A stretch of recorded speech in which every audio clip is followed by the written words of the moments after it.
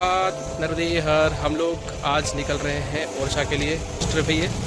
और ओरछा के दर्शन आप सभी को कराएंगे। अभी भोपाल स्टेशन आ चुका हूँ। भोपाल स्टेशन से टिकट तो हम लोगों ने ले ली है और तमिलनाडु एक्सप्रेस है उस पर बैठने का इंतजार कर रहे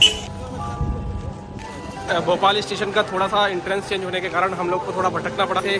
गेटवे चेंज कर दिए हैं, दूसरी जगह से जाना पड़ता है। तो थोड़ा भोपाल स्टेशन से जो भी ट्रेन हो थोड़ा सा टाइम लेकर के आप लोग आए। तो हमें गुल और नेहा भी दिख गई है। क्या बात, जय हो जय हो जय हो भैया। भरत मिलाप कर लो तुम लोग आपस में। हो गया, सब पहुंच गए, सब सही से हो गया। टिकट कितने की आई? 760 रुपये की। वाह क्या बात। एंड फाइनली आ गई हमारी। जय हो।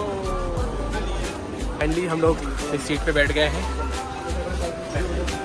बढ़िया अच्छी व्यवस्था हो गई भाई, आराम से बैठ गए। और यहाँ से सीधे निकलेंगे झांसी। यहाँ से सीधा स्टॉपेज झांसी गई है, उसके पहले कहीं पर स्टॉपेज नहीं। इस ट्रेन के लिए बहुत अच्छी बात है। बहुत देर से मंडी बामोरा में खड़ी हुई है और मंडी बामोरा से भाई जाने का नाम ही नहीं ले रही है। बहुत लेट हो गए हैं। पता नहीं आज ओरछा कैसे कंप्लीट करेंगे हम लोग। एक चैलेंज बन चुका है, टास्क बन चुका है हम लोग के लिए अब तो। फाइनली भाई झांसी उतर चुका हूँ और झांसी से ओरछा के लिए काफी लेट हो चुका हूँ। देखता हूँ कोई ऑटो तो मिल ही जाएंगे, क्यों भाई एक नंबर स्टेशन से मिल जाएगा ना। फिर उसके बाद अभी तो पहले भोजन कर ले, हालत तो पूरी खराब हो रखी है। पहले सबसे पहले भोजन जरूरी है। ऑटो जाना पड़ेगा। झांसी भोपाल से 4 घंटे का रास्ता था, परंतु ट्रेन ने बहुत ज्यादा टाइम लगा दिया। और आज ट्रेन के टाइम लगाने के चक्कर में हम लोग काफी लेट हो गए और आज का दिन हमारा हो सकता है बर्बाद हो सकता है। स्टेशन ठीक ठाक है लेकिन भीड़ बहुत ज्यादा रहती है इस स्टेशन में, क्योंकि ये एक जंक्शन है। यहाँ से कई सारी ट्रेनें जो है खजुराहो रूट के लिए भी जाती हैं। झांसी स्टेशन से बाहर निकल के हम लोग को 1 नंबर प्लेटफॉर्म की तरफ से बाहर निकलना है। 1 नंबर प्लेटफॉर्म की तरफ से हमें ऑटो मिल जाएगा बाहर ही।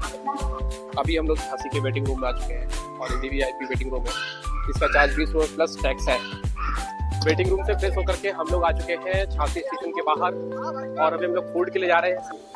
अभी खाने का ऑर्डर दे दिया है और खाना हम खा रहे हैं। एक वेज बिरयानी, एक दाल तड़का और एक मटर पनीर की मसाला सब्जी। और तो फाइनली हम लोगों ने ऑटो ले लिया है और ऑटो से हम लोग जा रहे हैं ओरछा के लिए। ऑटो की चार्ज हमें 50 रुपये पड़ा है।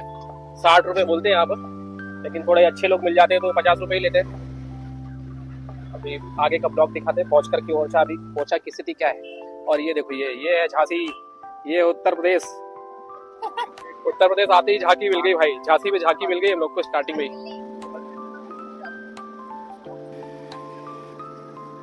ये नदी शतार नदी है जो ओरछा का प्रवेश द्वार पे बिल्कुल बनी हुई है। और पीछे एमपी पर्यटन का होटल है। ओरछा में रुके हुए हैं खनसाम होटल में। ये होटल है।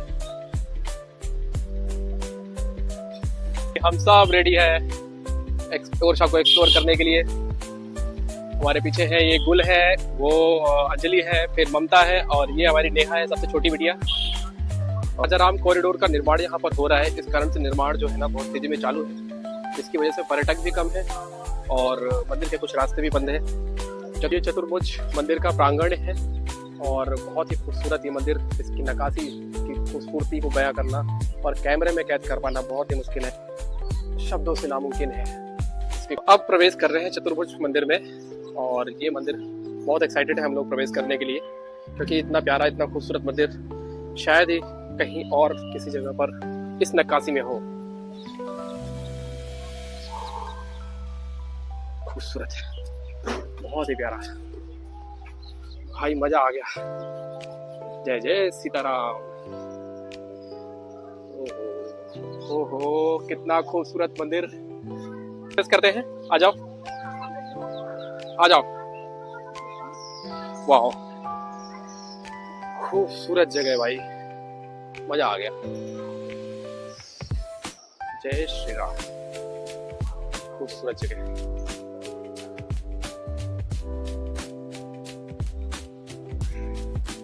कितना सुंदर मंदिर है, बहुत ही प्यारा। सामने राजा राम भगवान यहाँ पे भी विराजमान है।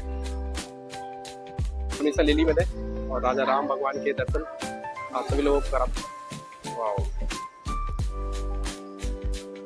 इस मंदिर प्रांगण को जितना देखा निहारो उतना कम है। वाह बहुत ही खूबसूरत। तुलसी मैया है, ये चबूतरा तुलसी मैया का। सामने का व्यू तो भाई अल्टीमेट ही है। जय श्री राम, जय श्री राम। और ये सामने यहाँ का मेन किला। और खड़ा था चतुर्भुज मंदिर और मैंने चतुर्भुज मंदिर के पूरे दर्शन कर लिए। और एक रोचक जानकारी मैंने यहाँ से पता करी कि यहाँ पर राजा राम भगवान विराजमान है। और राजा राम भगवान का ये मंदिर जो है ये पहले रानी का किला हुआ करता था। ये रानी का किला हुआ करता था और ये है राजा का किला। राजा के जो है रानी बहुत बड़ी राम भगवान की भक्त थी। उन्होंने कहा कि मुझे भगवान श्री राम जी की मूर्ति यहाँ पर स्थापित करनी है। राजा ने बोला कि आपको अपनी भक्ति को साबित करना होगा।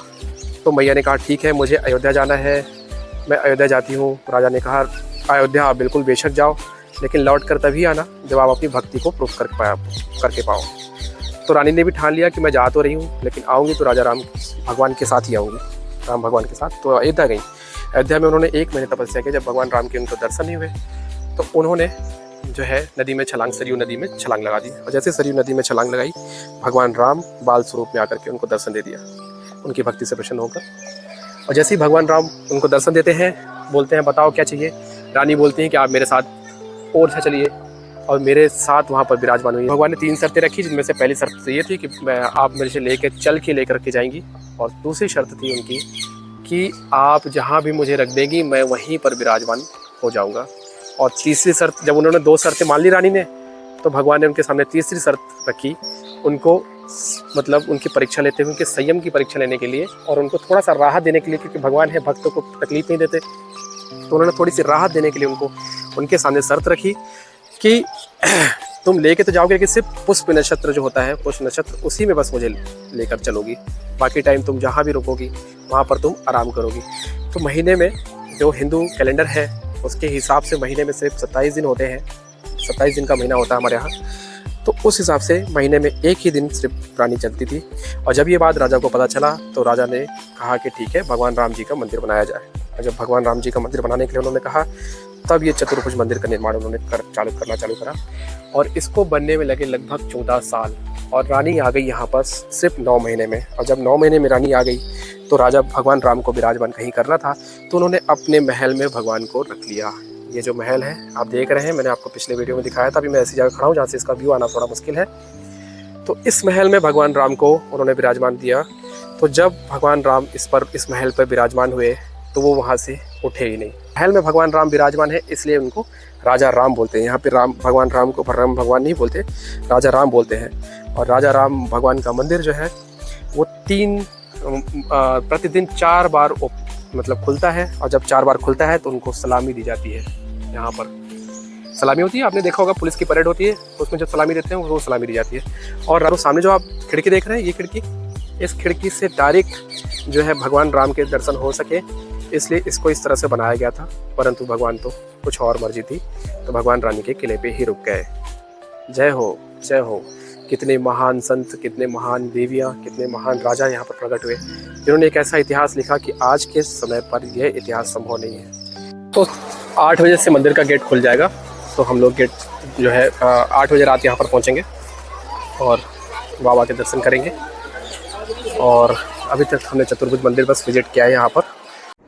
मैं अभी आपको दर्शन करा रहा हूँ हरदौल महाराज जी के, जो इस किले के राजा जिनके जो थे उनके छोटे भाई हरदौल जी हैं। ये यहाँ पे बहुत ज़्यादा माने जाते हैं। यहाँ इनके प्रांगण में बहुत बड़ा मेला लगता है। और मैं अब इनके चारों तरफ का एक नज़ारा आपको कैमरे से दिखा रहा हूँ। फिर मैं अपना कैमरा रख करके इनकी पैदल परिक्रमा करूँगा पूरी। कहते हैं कि हरदौल महाराज की जो परिक्रमा करते हैं वो बहुत ही मतलब उनके लिए लाभदायी होता है। और ये कितना खूबसूरत प्रांगण है, बढ़िया, चारों तरफ पानी आ सकता है, बहुत ही खूबसूरत जगह है ये। चारों तरफ यहाँ पर मेला लगता है। जब मेला 18 साल बाद मेला लगता है ना, ये चारों तरफ मेला लगता है इनके। तो आप सब लोग हरदौल महाराज के दर्शन कीजिए। हरदौल सरकार हमारे चारों तरफ कॉरिडोर बनाने की तैयारी चल रही है। सरकार इस तरफ पूरे तरफ ये कॉरिडोर बनाने जा रही है। ये सब चीज़ें नवनिर्मित होने वाली हैं। और जैसे ये नवनिर्मित हो जाएंगे, मुझे लगता है 2 से 3 साल लगने वाला है। फिर उसके बाद यहाँ इतनी खूबसूरती देखने को मिलने वाली है कि मैं अंदाज़ा नहीं लगा सकता। मैं ये वीडियो जरूर सेव करके रखूँगा कि मैं 3 साल पहले आया था और 3 साल बाद का क्या स्थिति है। अभी हम राजा राम जी की आरती के लिए हम लोग सब लोग इंतज़ार कर रहे हैं।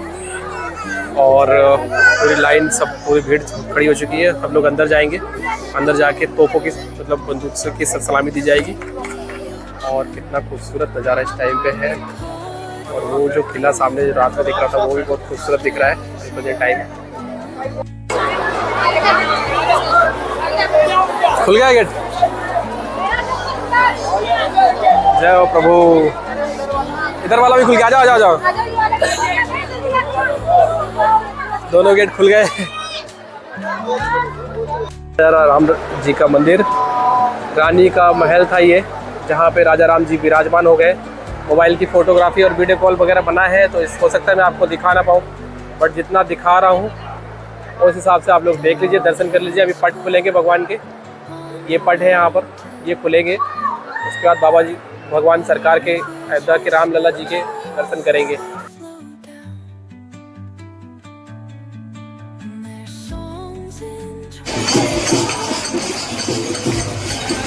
आज भगवान श्री राम राजा राम के रूप में मैंने इनको दर्शन किया।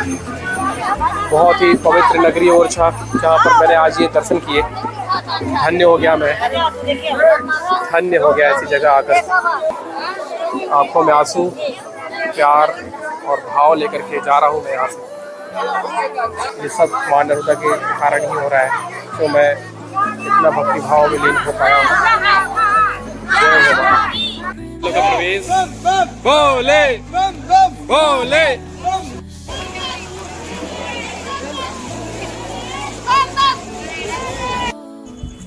वाह, कितना सुंदर ये किला दिख रहा है जो मैं कल सुबह एक्सप्लोर करने वाला हूँ।